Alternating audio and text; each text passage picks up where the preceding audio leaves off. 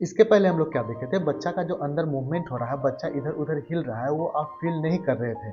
लेकिन यहाँ पे जो आप देखेंगे, जो 16वें वीक का प्रेगनेंसी होता है, तो यहाँ पे बच्चा का जो अंदर मूवमेंट होता है वो आप फील कर सकते हैं। आपको हमेशा तैयार रहना है फूड क्रेविंग के लिए। आपको हमेशा ऐसा लगेगा कि भूख लग रहा है, कुछ ऐसा चीज खाएं, कुछ वैसा चीज खाएं, मतलब खाने की होड़ लगी रहेगी आपको। तो यही जो समय है, आपको तय करना है कि आपको कौन सा डिलीवरी करवाना है, वेजाइनल डिलीवरी करवाना है या फिर सिजेरियन सेक्शन करवाना है। वेजाइनल डिलीवरी के लिए आपको अंदर से प्रिपेयर रहना पड़ेगा। आपके अंदर किसी भी तरह का प्रॉब्लम नहीं होना चाहिए, तभी जाके वेजाइनल डिलीवरी सक्सेस होता है। हो सकता है कि आपको कीगल एक्सरसाइज करना पड़े। क्या होता है कि जो पेल्विक फ्लोर का जो मसल्स होता है उसको स्ट्रॉन्ग यानी कि उसमें स्ट्रेंथ देने के लिए आपको ये एक्सरसाइज, जिसको कीगल एक्सरसाइज बोलते हैं, इसको आपको करना चाहिए। शरीर में बहुत तरह का प्रॉब्लम होते रहता है, जैसे डायबिटीज मेलाइटिस हो गया या फिर हाइपरटेंशन हो गया, जिसको ब्लड प्रेशर बोलते हैं। प्रेगनेंसी के दौरान अगर ब्लड प्रेशर बढ़ जाता है तो बहुत तरह की समस्या हो सकती है, और इसी के कारण से क्या हो सकता है कि आपका जो बेबी हो रहा था उसको पहले डिलीवरी करना पड़ जाए, या हो सकता है कि इसमें बेबी का जान भी जा सकता है। तो इसीलिए आपको ये सब चीज की जानकारी पहले से होना चाहिए। किसी भी तरह का कॉम्प्लिकेशन होता है या फिर किसी भी तरह का मन में संकोच होता है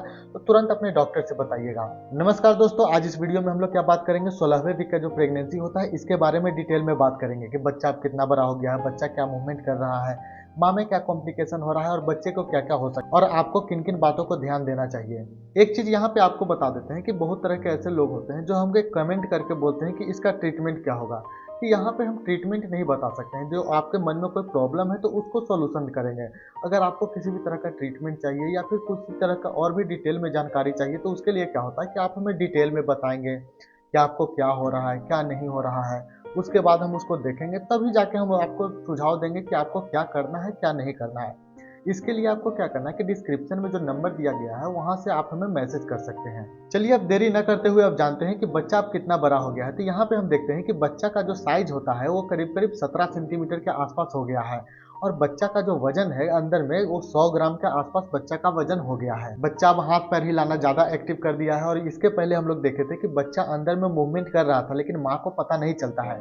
लेकिन यहाँ पे जो 16वें वीक का जो प्रेगनेंसी है, यहाँ पे क्या होता है कि जो बच्चा अंदर में मूवमेंट करता है, हिल डोल करता है, तो वो अब माँ को भी फील होने लगा है कि बच्चा अंदर हिल रहा है, क्योंकि उसका सारा बोन मजबूत हो गया है, उसका सब चीज डेवलप हो गया है। अल्ट्रासोनोग्राफी पे क्या देखने को मिलता है कि जो बच्चा का जो चेहरे का हाव भाव होता है वो देखने को मिलता है, अंदर हंस रहा है, भाव जो होता है ऊपर कर रहा है। तो ये सब चीज जो होता है अल्ट्रासाउंड पे अब आसानी से दिखा जा सकता है। बच्चा का जो आंख है अब अच्छी तरह से बन गया है, वो अपनी जगह आ गया है। तो अब क्या होता है कि बच्चा अब रोशनी को महसूस कर सकता है, हड्डियां और मांसपेशियां बहुत ज्यादा मजबूत हो गया है, और बच्चा क्या होता है, अम्नियोटिक फ्लूइड जो होता है जिसके अंदर बच्चा रहता है वो अब पी सकता है, उसको सॉलो कर सकता है।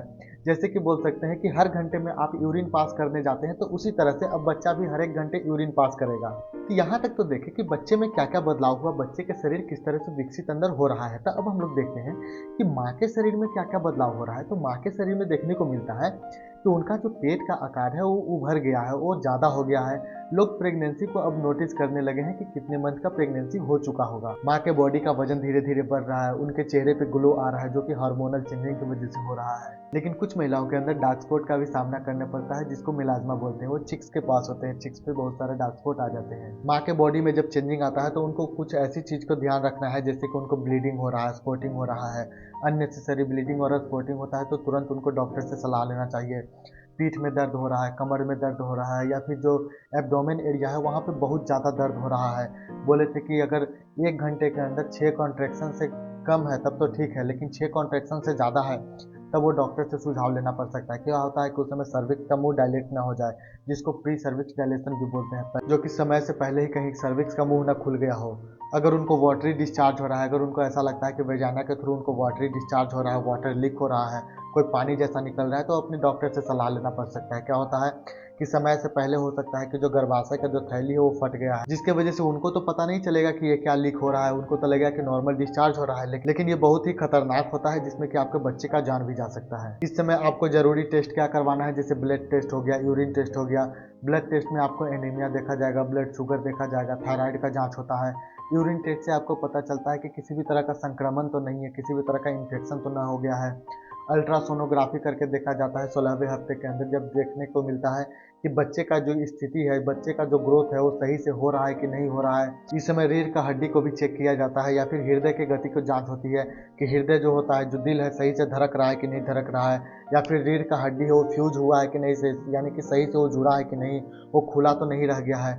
तो इन सारे चीज़ की जानकारी अल्ट्रासाउंड के द्वारा इस समय किया जाता है। तो यही एक समय होता है जहाँ पे डॉक्टर के द्वारा एमनियोसेंटेसिस यानी कि क्वाड्रुपल मार्कर टेस्ट किया जाता है, जिससे पता लगा सकता है कि बच्चे में किसी भी तरह का जेनेटिक डिफेक्ट तो नहीं है, जेनेटिक के कारण उनको कोई गंभीर तो प्रॉब्लम तो नहीं है। ये टेस्ट करके पता यहाँ पे लगाया जाता है। जब ये सारा चीज़ हो जाता है तो माँ को क्या क्या खाना चाहिए, क्योंकि इस समय क्या होता है कि उनको फूड क्रेविंग बहुत ज़्यादा होता है, उनको खाने की लालसा बढ़ती है। तो कुछ भी खाएं, लेकिन ऐसा खाना खाएं जिसमें कि आपके बच्चे को या फिर आपको किसी भी तरह का नुकसान ना हो।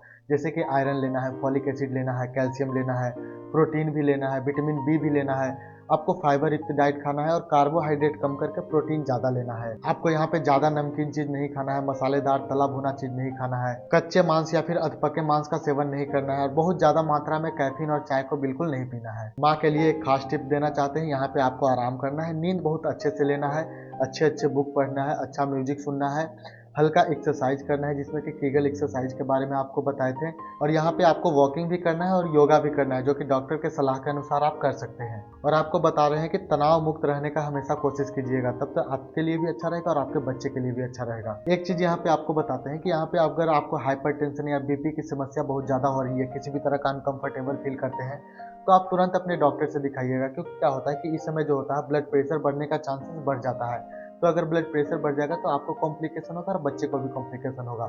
इसलिए अपने बीपी को कंट्रोल में रखिएगा, बीपी बढ़ने नहीं दीजिएगा। ये था 16वें वीक के प्रेगनेंसी के बारे में, जिसमें हम आपको बताएं कि माँ में क्या प्रॉब्लम हो रहा है, बच्चे कैसे बड़ा हो रहा है, बच्चा में क्या कॉम्प्लिकेशन हो सकता है, कौन सा आपको टेस्ट करवाना है, किस तरह से आपको अपने डाइट का ख्याल रखना है। अगर आपके मन में किसी भी तरह का क्वेश्चन है, किसी भी तरह का सुझाव चाहते हैं, तो आप हमें कमेंट भी कर सकते हैं, ईमेल भी कर सकते हैं, और किसी भी तरह का सुझाव के लिए आप हमें मैसेज कर सकते हैं, जहाँ के डिस्क्रिप्शन में नंबर दिया गया है। अगर ये जानकारी आपको अच्छा लगा होगा तो प्लीज़ हमारे चैनल को सब्सक्राइब कर दीजिएगा और उन लोगों को जरूर फॉरवर्ड कीजिएगा, सेंड कीजिएगा जिनको इसकी सख्त ज़रूरत है, जिनका नया नया शादी हो रहा है, उनको जरूर ये भेज दीजिएगा। तो मिलते हैं अगले वीडियो में, जिसमें कि 17वें वीक के प्रेगनेंसी के बारे में बात करेंगे, वहाँ पे डिटेल में उसके बारे में जानते हैं कि 17वें वीक में क्या होता है। तब तक के लिए धन्यवाद।